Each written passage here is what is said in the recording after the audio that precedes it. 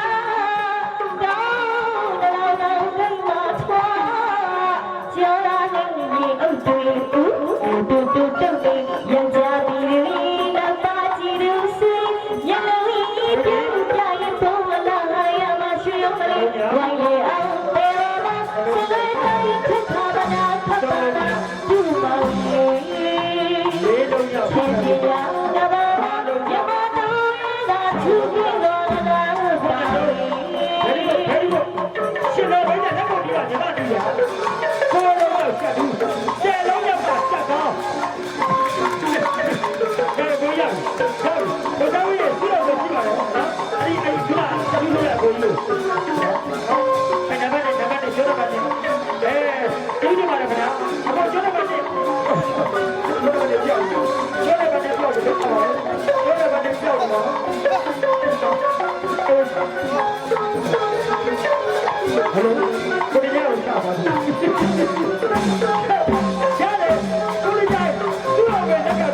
Ghiền Mì Gõ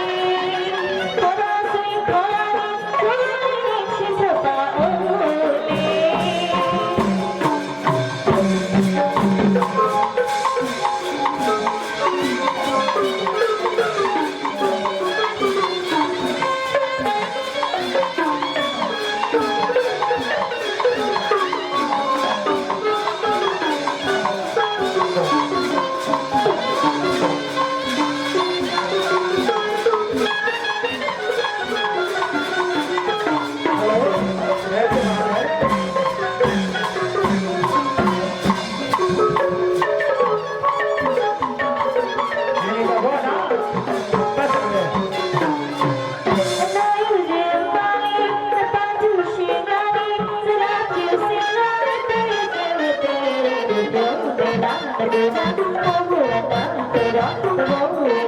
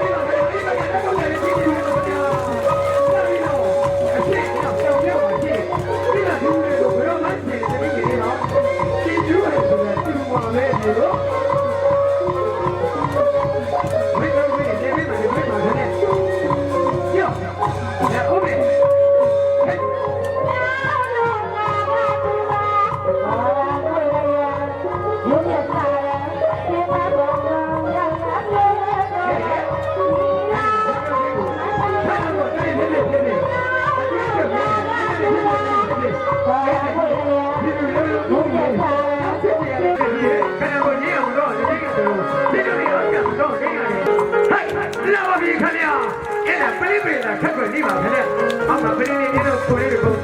နောက်အပေါ်မှာပလင်းနေလို့ရတဲ့လေးနဲ့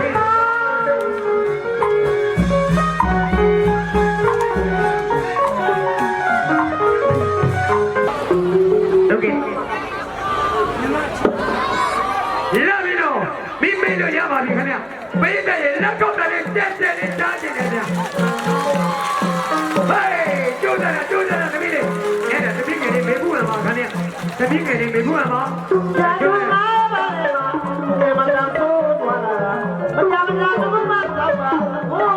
အဲ့ဒါပေးတယ်လို့ပေးတယ်ဒီကိုရတာလေးတွေပါခင်ဗျပေးတယ်လို့ပေးတယ်ဝေးတယ်ဒီကိုရတာလေးတွေပါခင်ဗျလက်ကောက်တယ်တက်တက်လေးပါခင်ဗျလက်ကောက်တယ်တက်တက်လေးပါဗျာ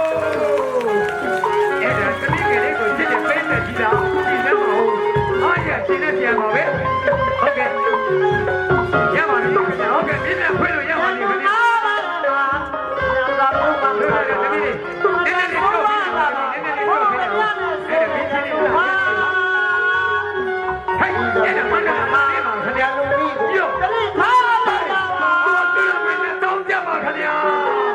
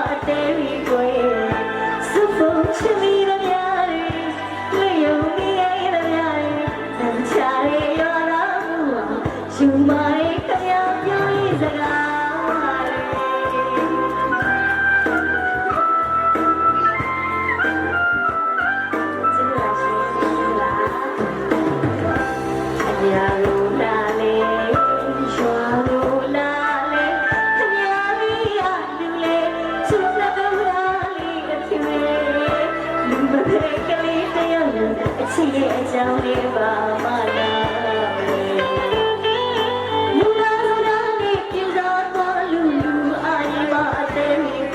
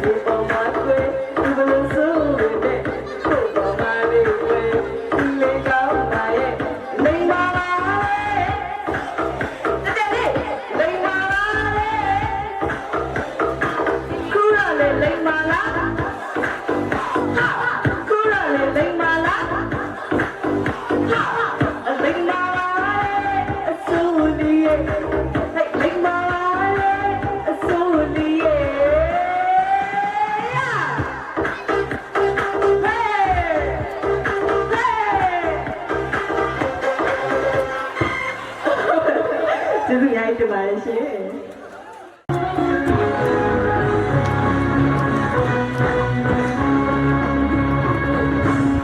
စဘူတိုင်းမှာဒီလူနိုင်တရားဝိရမိတာတွေနဲ့လူတိုင်းမှာမေးရှိကြတယ်မလီဟာမလီကြီးရောအသေးချာပြေမသိတော့မှအမေးရှိကြတယ်လာလေလေအချစ်ကြီးတာရဲ့စီရမမီလေအကြောင်းတရားချီမွေးတောင်းစားလေးလေမေသလူပါရီပါရီစီပါမေစိတ်ရှိလို့ရတာနာ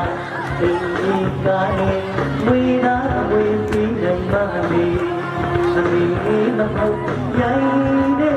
tumhari lekiri setia tujhe tenu ayuh kachi hamari tiu talu hai mole sire ame ame dilai mayai na ame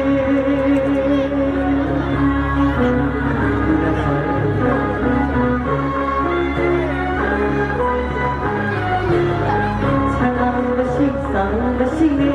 ပြေးစရာနာလေမရှိလို့ချေကိုတွေ့လို့ကျိုးတွေ့လို့ Channel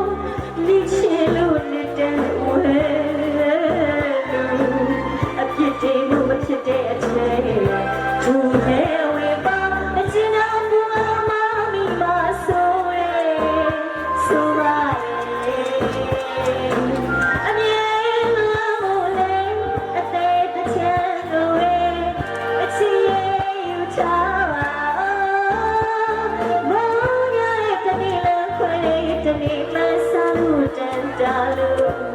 လွန်ပြောင်းအသေးတစ်ချက်ကိုလို့သိထားရစေအိုးအသေးတစ်ချက်ကိုလို့သိထားမယ်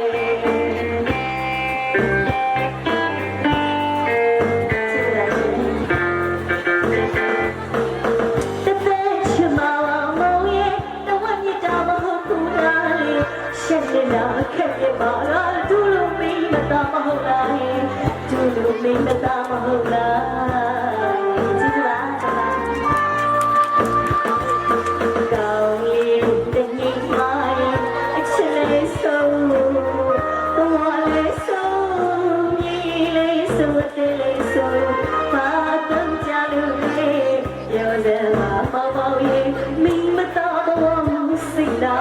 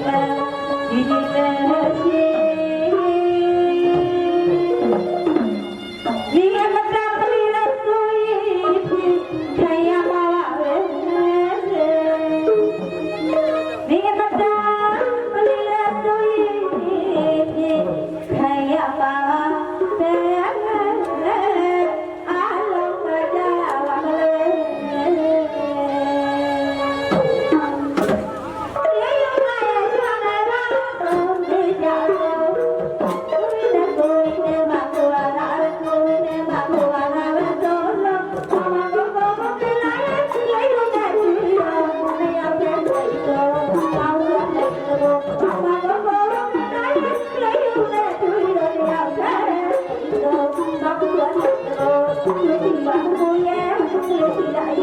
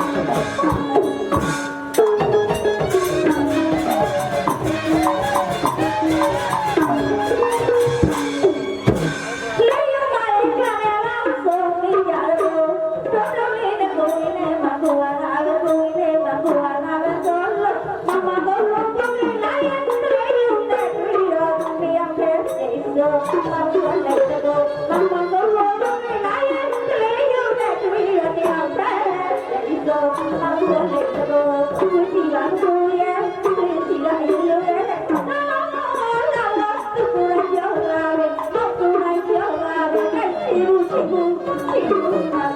không bỏ lỡ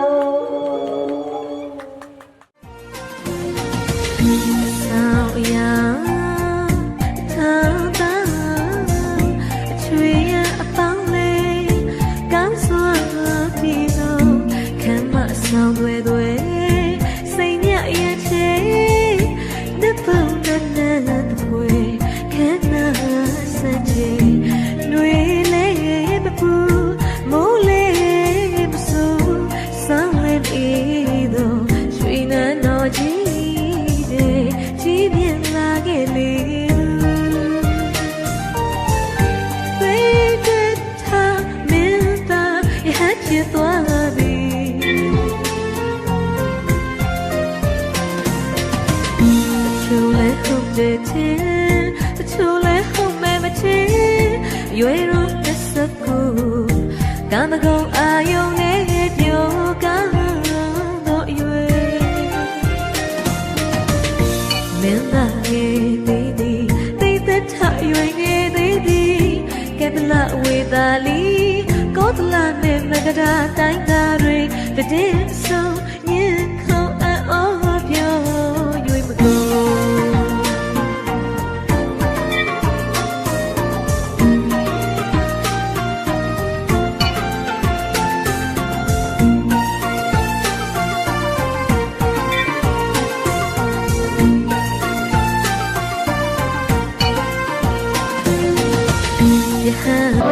ဆိုင်နေဘူးဒါအဲ့ဒီအဲ့ကောင်ဒီကရာရှိဆိုင်တော်ယူနေကျေးဇူးထူးလို့တင်ပါတယ်လို့တကယ်ဒီများလေးပြောပါတယ်တော့ဒီပွဲလေးမှာဒီဖမောရဲ့ခုလောင်းလေးထပ်ပူဇော်နေဒါဘောဇနာဒုက္ခချမ်းသာအောင်ကျောင်းတော်နေကြတာမှာဒီလိုတရားပြပြီးတော့ဒီဆိုချက်ပြီးကိုဒီကကံအောင်ကပြည့်တဲ့ဒီအနည်းငယ်ရွာကပြည့်တဲ့ဒီနဲ့ပြည့်စုံဖို့ဒီဆရာပြောင်းလေးကျေးဇူးထူးလို့တင်ပါတယ်ဒီများလေးပြောကြတော့ပါတယ်တပည့်တို့ဒီကပြည့်တဲ့ဒီနဲ့တစ်ဆင့်ကပြည့်စုံရအောင်လို့ခြားရနေပြီးတော့ထူးခြားပြီးရှုတာကြောကိုဟောလည်းကျေးဇူးများတင်ပါတယ်ဒီလိုလေးပြောကြလိုပါတယ်။ညာရနေပြီးတော့တောက်လျှောက်အားပေးနေရဲ့အခုလည်းအားပေးနေပြီးတော့ဆစ်ချရင်းဆစ်ရှိနေပြီးတော့ပြည်သက်ပြီးတော့ထိုင်ပြီးတော့အားပေးနေရဲ့ပြည်သက်ပြီးအားလုံးကိုကျေးဇူးထူးတင်ပါတယ်လို့ပြောချင်ပါတယ်။ဒါပေမဲ့အစီအစဉ်ဆက်ချင်နေတဲ့ဆက်အကိုနဲ့ဒီဆက်ပြီးကိုအားလုံးကိုကျေးဇူးများတင်ပါတယ်လို့ပြောချင်ပါတယ်။ဒီနေ့ရက်စရာဆိုတော့တောင်းထားတဲ့ဒီနေ့ကိုဘုံရဲ့ဝေယဝဆဖိတ်တောင်းထားတဲ့ရက်စရာဆိုဒီနေ့ကိုဒီလိုပြောပြရမယ်ရှင်။ဒါဆိုရင်ပါ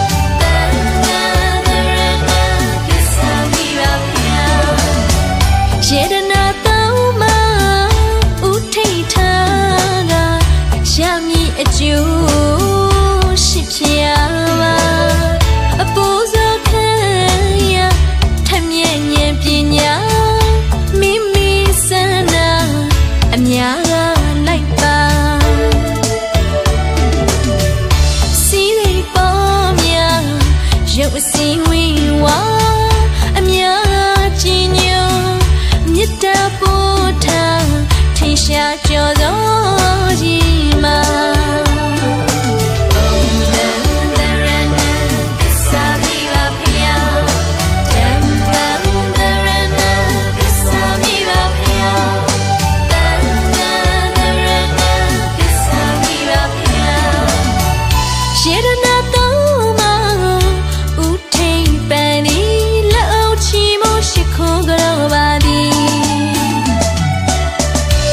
တရားနေပေလို့ဖို့မြဖျားကိုရေးဓမ္မကိုရေးခြေတန်ကအပေါင်းအားရှိခိုးကြောပါသည်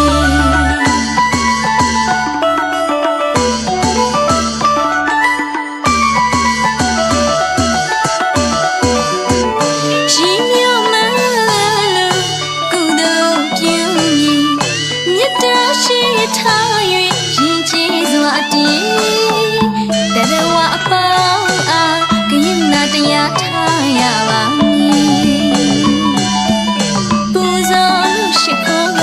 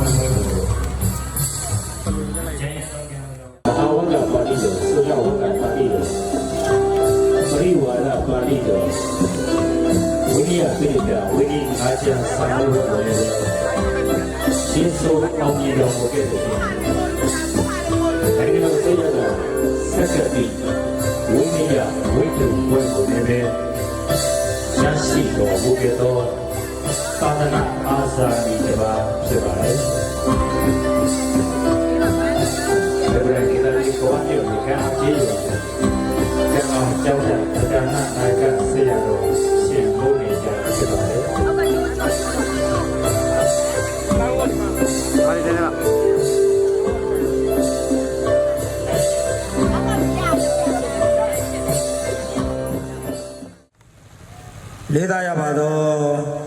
ကြွားတော်မူလာကြတဲ့ဆရာတော်တန်ဃာတော်ရှင်သူများများနဲ့ဘုန်းသေးရှိလူကြီးမင်းများအားလုံးတက်ရှိချမ်းမှာစိတ်ချမ်းသာလို့လိုရာဆန္ဒတွေတလုံးတော်အီပြည့်စုံနိုင်ကြပါစေလို့ရှေးဥစွာဆုတောင်းမြတ်တာများဘုဒ္ဓပေးရပါတယ်အရှင်မုနိန္ဒာဝိနည်းဝိတုဘွဲသာသနာ့ဓမ္မစရိယာဘွဲအရှင်သူမြတ်ဤဖေရုပတ္တိအကျဉ်းဖြစ်ပါတယ်အရှင်မုနိန္ဒလောင်းလျာကို1348ခုနှစ်တစောင်းမုံလာဇန်9ရက်6ရက်17လ1986ခုနှစ်ဇာတာပတိနေ့တွင်ပဲကူတိုင်းဒေသကြီးကဝမြို့နယ်မုဒုစံပြကျေးရွာအုပ်စုငှက်ကြီးရေကျော်ကျေးရွာနေခမဲတော်ဦးတန်းဝင်းမဲတော်တော်ဝင်းစိန်တို့မှာဖွားမြင်သောတာဝူရတနာဖြစ်ပါတယ်1358ခုနှစ်မှာတော့ပဲခူးတိုင်းဒေသကြီးကဝမြို့နယ်ဝတော်ကြီးရွာရွှေရင်သာကျောင်းတိုက်ဆရာတော်ဗဒ္ဒန္တကောတန်လာကိုဥပစ္စေပြု၍ခမဲတော်ဦးတန်းဝင်းမဲတော်တော်ဝင်းစိန်မိသားစုတို့ရဲ့ပစ္စယနှုတ်ကကိုခံယူ၍ရှင်းသာမဏေဖြစ်သူရောက်ရှိခဲ့ပါတယ်ခင်ဗျာရဟန်းဖြစ်သူရောက်ရှိခြင်း1369ခုနှစ်ကစုံလာဇန်9ရက်နေ့တွင်ပဲခူးတိုင်းဒေသကြီးကဝမြို့နယ်ကံအောင်ကျေးရွာကံအောင်ကျောင်းတိုက်ဆရာတော်ဗဒ္ဒန္တနန္ဒကိုဥပစ္စေပြုလျက်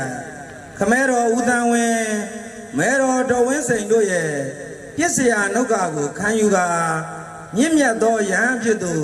ရောက်ရှိခဲ့ပါတယ်ခင်ဗျာပရိယတ်ဒီစာပေများသင်ယူခြင်းပဲခူးတိုင်းဒေသကြီးကဝမြို့နယ်ကံအောင်ကျေးရွာကံအောင်ကျောင်းတိုက်ဆရာတော်ဗဒ္ဒန္တနန္ဒထံတွင်အခြေခံပရိယတ်ဒီစာပေများသင်ကြား၍ပဲကူမြို့တွင်းကြီးရဓမ္မလင်္ကာရသာမဏေကျော်စာသင်တိုက်ဗရဏဆရာတော်ဒေါက်တာဗဒ္ဒန္တတိယနာရာလင်္ကာရဒုတိယနာယကဆရာတော်ဗဒ္ဒန္တပညာတိတ်ခလင်္ကာရနှင့်စာကြဆရာတော်များထံတွင်၎င်းဩတ္တာမြို့သည့်သာမဏေကျော်ပရိယတ်ဒီစာသင်တိုက်ဗရဏနာယကသာမဏေကျော်ကျောင်းတိုက်ခွဲများ၏မဟာနာယကချုပ်ဆရာတော်ဒေါက်တာဗဒ္ဒန္တဝိသက္ခဏလင်္ကာရာဘိဝန္တဒုတိယမဟာနာယကချုပ်ဆရာတော်ဗဒ္ဒန္တအိနာစာရာလင်္ကာရာဘိဝန္တပဲခူးတိုင်းသံဃာနာယကဥက္ကဋ္ဌဆရာတော်နှင့်စာကြဆရာတော်များထံတွင်၎င်းပဲကူမြို့ဩတ္တတိရိစာသင်၌ဆရာတော်ဗဒ္ဒန္တဝိမလဒေါက်တာဗဒ္ဒန္တသူရိယ နိုင်ငံတော်တန်ခါမဟာနာယကဆရာတော်နှင့်စာကြဆရာတော်များ၏ထံတွင်၎င်းပရိယတ္တိစာပေများကိုသင်ကြားတော်မူခဲ့ပါတယ်ခင်ဗျာအောင်မြင်ခဲ့တဲ့စာမေးပွဲများမှာဆိုရင်ဖြင့်1362ခုနှစ်မှာနိုင်ငံတော်ဆိုရမှာကြီးမှုကျင်းပတဲ့အခြေပြုမူလာတန်း1363ခုနှစ်မှာတော့သာမဏေကျော်အခြေခံတန်းနဲ့အခြေပြုမူလာတန်းပထမတန်းရှေ့ပိုင်းနဲ့ပထမတန်းနောက်ပိုင်းတို့ကိုခြေဆိုအောင်မြင်တော်မူခဲ့ပါတယ်ခင်ဗျာ1365ခုနှစ်မှာတော့နိုင်ငံတော်ဆိုရကကြီးမှုကျင်းပတဲ့ပထမငယ်တန်းကို၎င်း1366ခုနှစ်မှာမန္တလေးမြို့ပရိယတ္တိသာသနာဟိတအသင်းကြီးမှာကြီးမှုကျင်းပတဲ့သာမဏေကျော်စာမေးပွဲကိုပထမအဆင့်ဖြင့်၎င်းပဲကူမြို့ပရိယတ္တိတရမရခိတအသင်းစာမေးပွဲပထမအဆင့်ကို၎င်းမော်လမြိုင်ကျွန်းမြို့ပရိယတ္တိသာသနာလင်္ကာရအသင်းရဲ့ပထမအဆင့်ကို၎င်းအသီးသီးဖြည့်ဆို့အောင်မြင်တော်မူခဲ့ပါတယ်ခင်ဗျာ1368ခုနှစ်မှာတော့နိုင်ငံတော်ဆိုရမှာကြီးမှုကျင်းပတဲ့ပထမလက်တန်းကို၎င်း1369ခုနှစ်မှာနိုင်ငံတော်ဆိုရကကြီးမှုကျင်းပတဲ့ပထမကြီးတန်းကို၎င်း1385ခုနှစ်မှာ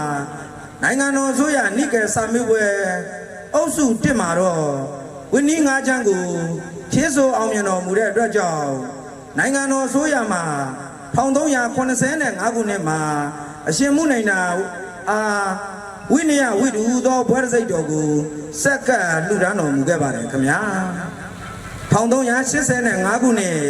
2024ခုနှစ်နိုင်ငံတော်ဆိုရဓမ္မစရိယစာမေးပွဲမှာအောင်စင်အမှတ်269ခုံအမှတ်စလိမ်မြင့်ဆောင်182ဖြင့်ကျမ်းရင်3ချမ်းကိုဖြည့်ဆို့တော်အောင်မြင်တဲ့အတွက်ကြောင့်နိုင်ငံတော်ဆိုရသာသနာရေးဝန်ကြီးဌာနမှ